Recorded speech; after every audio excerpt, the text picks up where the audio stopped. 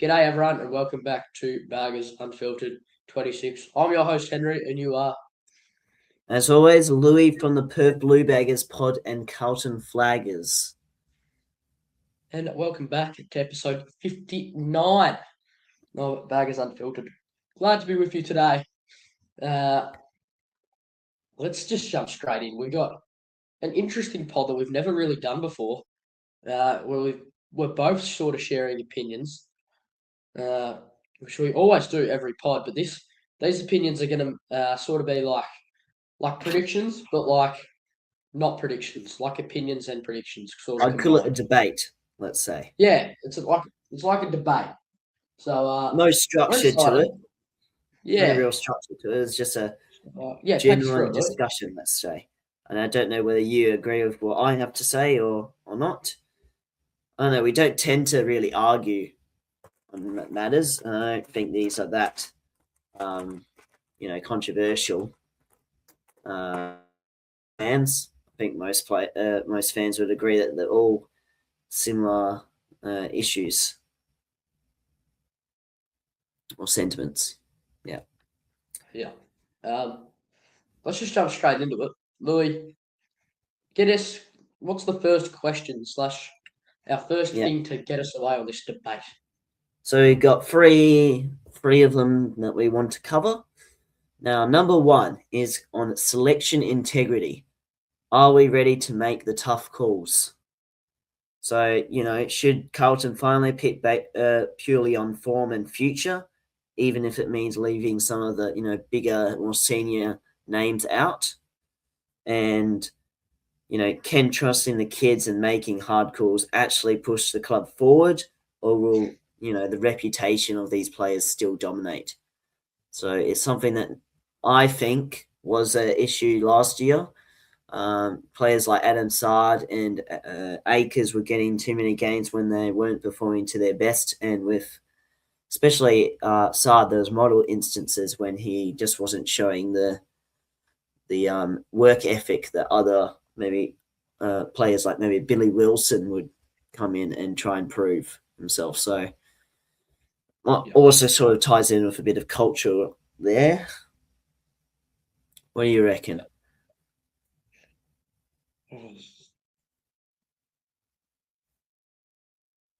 Sorry, there's a delay. Um, repeat the question again to me. I think I've got it like in my head. I just need to understand it a bit more. Are we ready to make tough calls? Selection integrity. I hope so. I bloody well Yeah. hope so. Yeah. Uh, are we? I think so. I think we are. We saw multiple tough calls, and we asked for change in the preseason with the Curto trade, decoding to the Saints, Silvani to the Saints. We asked for this, like we wanted them gone. We wanted the toxicity out of the club. We got Some that. did.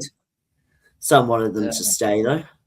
Like we would have preferred if they would stay without their yeah, um but like, you know, I'll still say it. uneasiness. Like, if you want like basically bad blood in your team who's wanting to go out and explore their options and do all this stuff and go to bloody Sydney and secretly tour their facilities and then pretend like it was the hardest decision of your life to go to St Kilda when you're getting offered 1.8 million. Like, don't give me that bullshit. Like, anybody's taking that. And then Silvani went to go there with his dad. Don't give me that other bullshit. But no, I think we are ready to make these tough calls because I thought we really got off on the right front foot with the whole like how the trade period went, how the draft went. Obviously, being able to acquire uh, Harry Dean, this young Taylor Byrne kid who looks really good, and obviously Ison through the academy. I think we've done really really well. Obviously, we've spoken about this multiple times, but is it? I think we can make the tough calls. I think we can. Whether we are ready to, I'm not sure, but whether we like when we can, I know it's there. I know they can make tough calls. Um,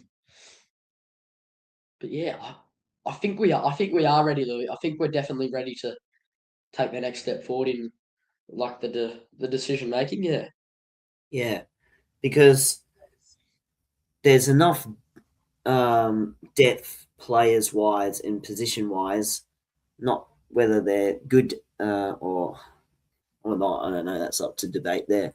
But there's enough depth in each area for players to uh, have to fight for position. So in the example, uh, you got Matt Carroll and Billy Wilson pushing up against the likes of Adam Sard and Cowan yeah, and really and like even and maybe really, yeah, like making them work.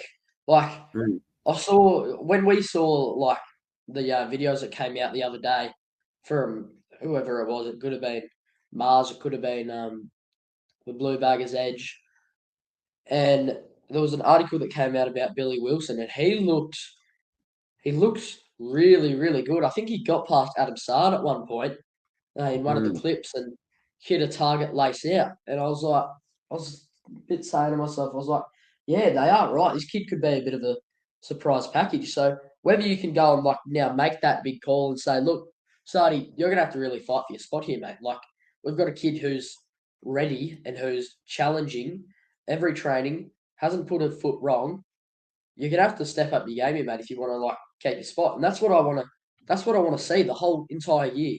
I want to see them have to fight for their spot, not have to, you know, willy nilly just because my name's Adam Sard and I'm a big player at Carlton. Like, I don't mm. care. I don't care who you are. I don't care what your last name is. Like, if The there's a young kid approaching you, like trying to take your spot, you better bloody well want your spot back. You know, like, got to fight Yep. for As we say, the monogram at the front is bigger than the number on the back. So how much passion are you are they going to show? It's how much work ethic for the club, for the fans, it. Exactly. and ultimately it comes down to impact and are they playing their role. So yeah, I think that's a viable issue that needs to be discussed, and I hope that's within the four walls as well within the club. And hope another thing, I think with the new coaching staff in, there's at least four changes coming through. Surely there is more of an ability to um, for more discourse between the coaching setup to choose who comes in for a selection. So I hope Yeah, that's another sort of beneficial outcome to come from the off-season changes. yeah, 100% agree. 100% agree. Another, Let's start with this. Well, I really want to keep going on this little debate, like this question here, because mm, I feel like there's heaps more to talk about, but I haven't really go thought through. about. We'll let me go through each line and kind of discuss who is pushing. I think there's a lot of competition for the wing spot. Uh, Yeah, so you got yes, Ollie let's Hollins, do Matt that. Let's do Cottrell, that. Akers, Chesser, Lucas Camporelli, and even Florent. Yeah, they can all be wing. Uh, yeah, that's what probably the most hotly contested spot. Who can use their ball use to the fullest, and who is the most consistent? And those are the two key areas: consistency, and expert ball use. Yeah, That's what I want I to see reckon what we from do whoever's is in that. we go to our best 22s, and we sort of like read out each player and who could potentially fight for their position, something like that. Yeah, sure. Let's see if I can find my best 22. I had it in notes somewhere. Best 23 now, actually. Yeah, true. Wietering, well, you got Dean now. He could, but he's still undersized, so I don't think anyone's got Wiedering covered there. Not much to say within that. Um, Cowan, uh, Carroll, Billy Wilson, Possibility, maybe yeah. Boyd as well. I forgot about Boyd. Yeah, Uh, he's looked good. He's looked good so far. Jordan Boyd. It looks like he's refreshed from his mm, little getaway. I'm a bit perplexed by what was keeping him out of the team last year because he was Well, making yeah, this we've stats. heard a lot. We've heard a lot of issues that were going around the behaviour to the arguments to the dad to the Uh, yeah if is what that, I I've heard from guess, is what I heard. I'm not going to obviously say who I heard it by, but heard it from someone. Heard it from a dude. well, I guess that's possible, but I back to the selection integrity thing. I don't just because they kind of did off-field issues. Are they? Is it going to affect their on-field performance and the rest of the team's on-field performance? That will need to be weighed up by a selection panel and better minds than we are. Yes. Um, Sard, you got Wilson who can take up that role. Florent off halfback. I'm assuming he'll probably go there. But what about Louis? Actually, no. Tell me your whole back line because I might have My gone a bit too whole early. my whole best 23 back line. Okay. Fullback is Cowan, Reitering, Haynes. Halfback is Florent Newman Sard. Okay, good. Because I was just thinking I didn't hear the Newman at all. So um, Okay. is there someone who could fight for his spot though? Because he has been out the team for a little while now. Well, also, Is it yeah, it time? depends whether he's going to be ready. I think he will be ready. I think he had the non-contact top off during the open training. Yeah, I think it's currently it's only Pinternet with the non-contact hat on. Oh yeah. Okay, so um, is that backline covered? Yeah, and I like it too. I think that back line's the best back line we've had Yeah, in most confident about that probably actually. in a little while. I reckon it looks very back line. I reckon it looks alright. Probably will get a reality check opening round, but oh I've got in the centre. We've got Chesser and Akers on the wing. Yeah, so midfield wise, you got yeah, I've got. Lucas Cabrelli and they can push for those two and Cottrell in the wing position. Um, I got Hollins. I think he's. Sorry, I have to blow my nose. Um, yeah, in a minute because we're obviously. For those who don't know, Louis and I are filming with colds at the moment, so yeah, yeah, yeah, it's not. It's certainly not much fun. So Louis, go on about the wing. I have to get myself a tissue, otherwise I'll be a bloody waterfall from my nose. yeah. Okay, so yeah, Lucas Camporelli is the emerging talent in that respect. On the wing, you can push Chesser, and then Chesser has been a bit injury ridden in his time during the Eagles, so no guarantee whether he'll hold his spot the whole year.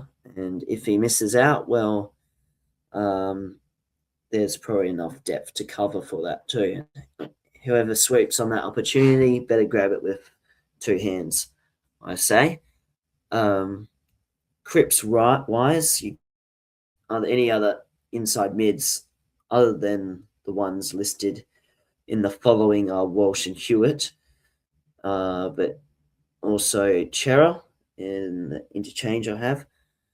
So I'd say Ben Camper is the only other. Oh, Ben Cooper Lord, probably the only two inside mids, maybe. He could challenge Cripper, which sounds insane if Cripps was to be dropped, I must say. And then we got who could push for Chera? Well, Lord was pushing for Chera's spot later in the season after he got injured, wasn't he? And he was even playing a tagging role. Yeah. Sorry, I want to go back to your wing. I had Ollie Hollins instead of Akers. I know I Akers forgot has, yeah. taken up that role for a few years now, but I think Ollie filled that role much better than Akers did last year, I must say. Whenever he played on that Yep. wing, he looked back to his normal self on that halfback. I don't think he looked like the Ollie Hollins we want to see. But Blake Acres, he's got to fight. He's really got to fight at the moment. He's just done an injury with that shoulder again, which has just been strapped for as long as he's been at Carlton. He's gonna have to fight this year, I reckon, Louis, because he's the one that's under the pump, I reckon. And I want to make that a new thing each week when we do a podcast. Who's under the pump? Who could get dropped? Who Good needs to be idea. dropped? Yeah, that's a great idea. Yeah, and I want that to be a segment that we can put into a post each week. The under the pump. Okay. Even after a win, because there's always players who don't quite perform to their fullest in a win too. Yeah, exactly. Like you could be in a bit of a slump, and it's pretty easy when you want to make tough calls, and that goes back to selection integrity. That's it. You're in the twos. What your last name is. If you've been shit for the last 2-3 weeks, or 3-4 weeks, go for a spell in the twos. Get your form back. Like when you've got the ability to, be an AFL footballer, you got to actually be able to show it. Yeah, 100%. So half forward wise, I've got Haywood, Kemp, and Ainsworth. So for Kemp, you could put in. So I put him as a centre half forward. Hudson O'Keefe could fill in that centre half forward role maybe instead of Kemp there. And then Haywood and Ainsworth, we've got depth of Flynn Young, Will White, probably, and Flynn Young, did I say? Fogarty, I mean. Fogarty. And even Matt Cottrell can go in half forward as well. And full forward, I've got Williams, Mackay, and Evans. Who can replace Williams and Evans? Well, you got Fogarty, Will White, and Flynn Young as well. I am not scared. I'm sorry, Lou, but I've seen so many comments about why Zach Williams shouldn't be in the forward line and how you shouldn't have Zach Williams in the forward line because we believe he's a midfielder. I get that. Look, he's good in the midfield. We gave him a run at it last year. That man behind that rat Charlie Curnow, and that's his name. That's going to be his name for the whole year because I'm going to bring him up a fair bit, I reckon. Okay. Yeah. I don't know if I can go back to it or not, but he was. I can go back to it. Yep. There we go. Third in the goal kicking for the whole year for us. 22 goals. Not good. Bad. Because we were obviously shocking. We were. Well, I don't know the word. I want to make a really smart word out of it. But we were abysmal. We were shocked. Abysmal. That's the one. We were abysmal. And then you got Jesse Motlop with 17. Durden with 14. He's gone. Cripps with 14. He's going to play a little bit more up a lot this year in the forward line, I reckon. He's going to be, when Harry has to rotate because he's going to have to do a lot of work this year, Harry. And I think you'll see it'll be Kemp and Harry that'll rotate going up the ground because I know Harry really likes doing that. So that'll be another thing to keep an eye on. Francis Evans, obviously, the really good last 4 or 5 matches, finished with 13. Then you got Fogarty and McGovern. McGovern Good could on be another one that slides back up forward you. if we need him to. But then it's just shocking from here. It's like, yeah, I don't want to get into the rest of it because then it's like people who have kicked 4 goals for the year. Mm. Give me a break. I Yeah. can't look at Carlton anymore. Yeah. I think we've kind of covered it all. True. So selection integrity. Move on to the next topic. Well, yes, we will. I think we've definitely done really well there with 20 odd minutes. Yeah. selection integrity. Okay. So next area of discussion is, will Carlton actually change the game style in 2026? So is it there evidence during the year that this list and coaching group can play a faster, more dynamic game? Or are we destined to repeat the same predictable system until, performance forces a change? Yeah, I would have thought that performance would have forced change already. But yeah, I Yeah, guess that's going to be exactly. something we keep assessing throughout the year.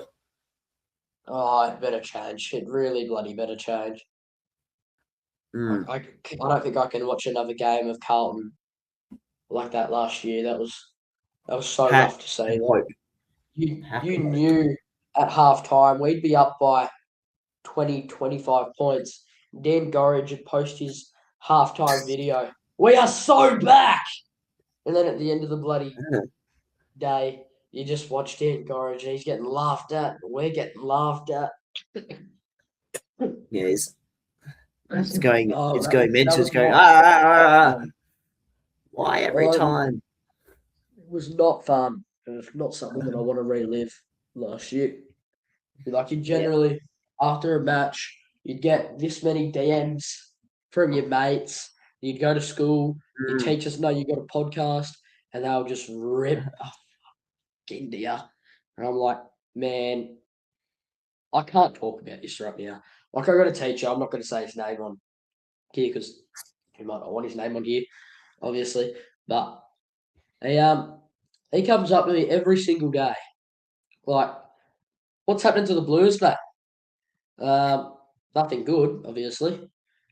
And then he sees like literally everything about AFL. So I'm fully expecting tomorrow when I go back to school, the first thing he's going to say to me, "Geez, Carlton can't even kick a football 15 metres, mate. That's not very good."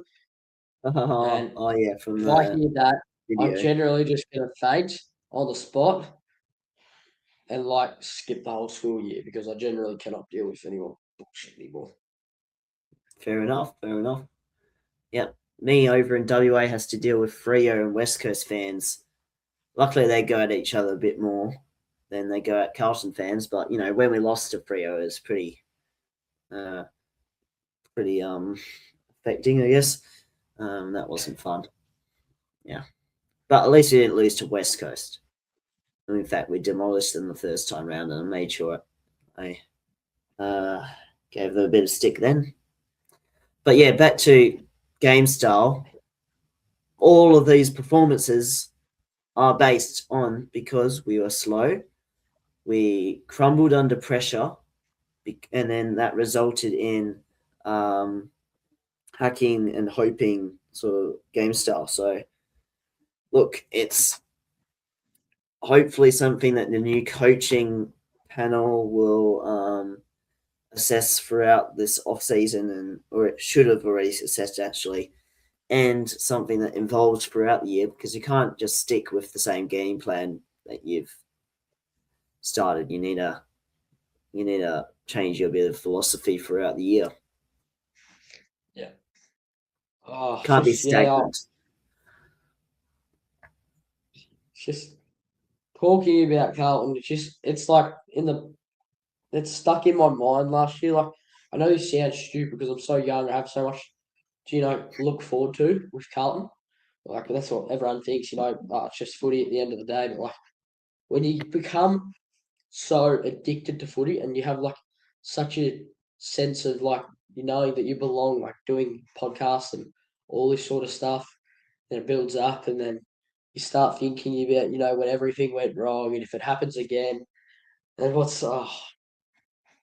Well, no, Tez pulls me up for overthinking a lot, and I think that's what I'm doing right now. So let's move on. Let's move on. I can't handle talking about Carlton. Yeah, I'm hoping that the game style just simply improves through disposal efficiency and quicker ball movement. I know we keep banging on about it, but like God, if best it's way to anything learn. like today, Louis, oh boy, that's strong. Yeah. Okay, so do you want to move on to the next area of discussion, which I'm sure you'll probably get annoyed at as well? Oh no. Culture. Are we evolving in culture? So, as the club's culture showing that it can, hold players accountable, back the next generation. Is there tangible signs that the fans can look to that proves that culture is more than just talk, and that we can actually stick fat to it? Because we're losing players because of it. Kerno, whether he caused the cultural changes or not, from my thought, from It what comes I've been hearing no. here, there was cultural factors that kind of pushed him out himself. So I don't know. It comes to with culture. It comes to standards, and with Mm. standards, they become non-negotiable. And I think that's where my mind's currently at. It's a non-negotiable thing that if you're how do I put it? I'm going to put it in a team way, and I'm going to put it in a player way. It's non-negotiable for a team to come out there, put 100% effort in on and off the field, right? I don't want to see. It's gonna sound a bit weird. It's gonna sound. I know I've put it differently. I don't want to see 95% like on the field. I want to see 100% on the field, and I certainly don't want to see 70% off the field, where all you see is media content with bloody dogs and whatever the hell we saw today. I don't want to know about it today because that was our media teams. I'm sorry if you're listening, you need to change because you're really really shit. Um, I want to see it off the field. Like I want to see more work. I want to see more clips of Carlton. Like all we see is photos. Oh, hot day in Melbourne. No fucking shit. Show us clips, mate. Come on, man. What are you doing? And then all I see is like Sam Walsh with a Zupa Duper in his mouth. Oh, yep. Cool. Sam Walsh is having a Zupa Duper everyone. Let's take a photo and post it on the socials. Harry Mackay's walking. Cha-ching. Click. Bloody click your cameras. All right. Oh, who else we got? Oh, Jack Arson's looking at the camera. Cha-ching. Oh, hey, Ash, can we get a photo, mate? Oh, yeah, here you go. Cha-ching. I don't want to see that bullshit. I don't care. I generally couldn't care less.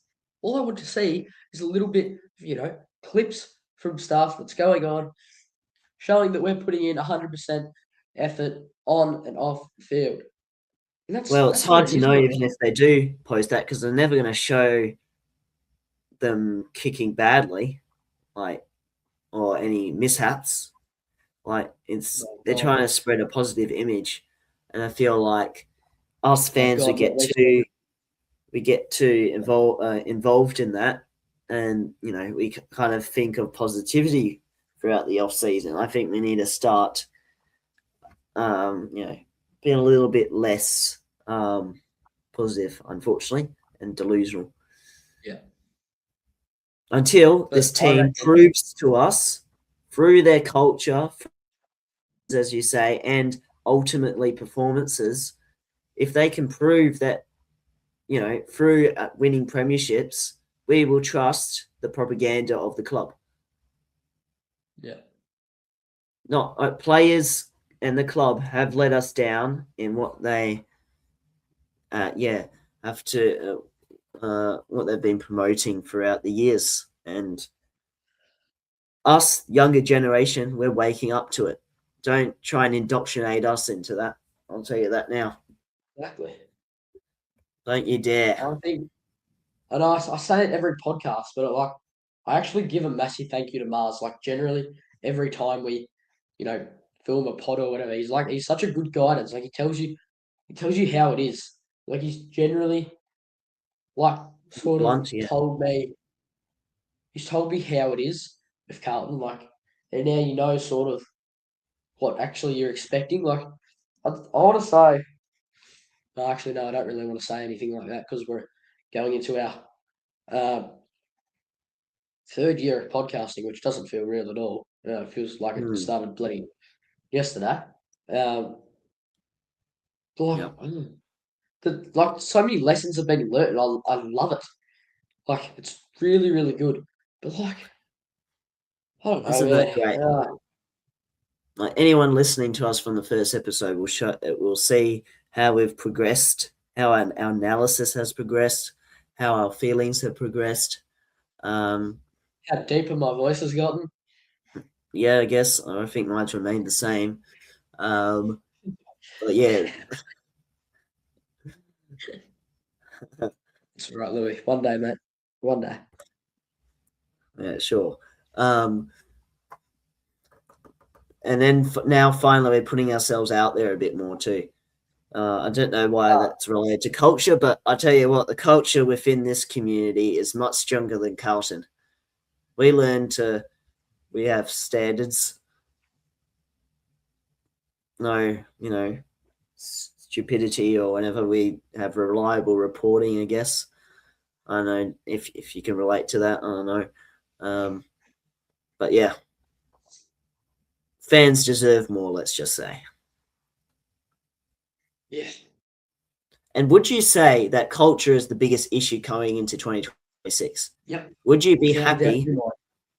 Would you be happy if the culture was looked pretty all right? I know it's hard to know and it's hard to measure because it's like a immeasurable aspect. Um, like, would you just be happy at the end of the year if there's been no, off-field issues? I guess, and that you can see the work rate with all of the I'd be players. very, very.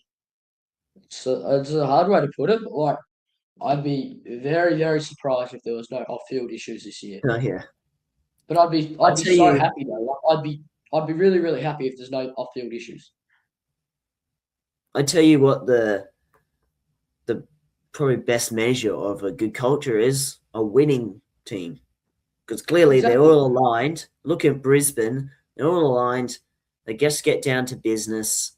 Um, and yeah, the no bullshit mentality as and Will speaks about. Let's see if you can put your propaganda into actions, and then we got no problem if the club keeps promoting all that. Uh, but yeah, if they don't back it up with actions, then fans are gonna get furious, memberships are gonna decrease, and yeah, that's not good for the fan I don't base know. and the club.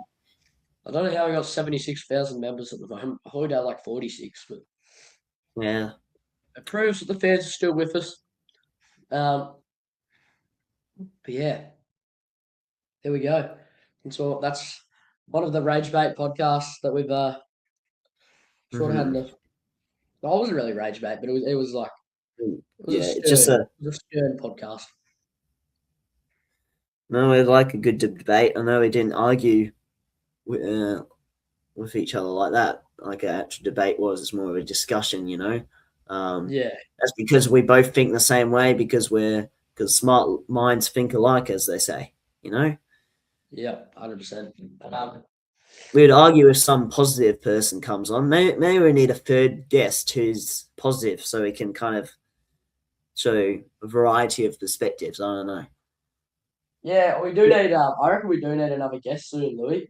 Which actually, thank you for reminding me because now we get to talk about what the fans can actually expect from Oh yeah, us. why Like not? Yep. we're talking about Carlton, but we can now talk about us. Um, well, do you want to? Actually, no, I'll probably say it because I'm host. Hey, um, Yeah, I don't know what's up and coming yet there's either. like a lot to look forward to this year. Like for everyone out there, like Louis and I, like I know been doing this for what? This is, yeah, as I said, we're going into our third year now, basically up to 60 episodes. And it's pretty crazy. Like, the love and Mhm. support that we've gotten is like a massive driving factor for why we're still obviously doing this. Because, so thankful the social media ban didn't go through it.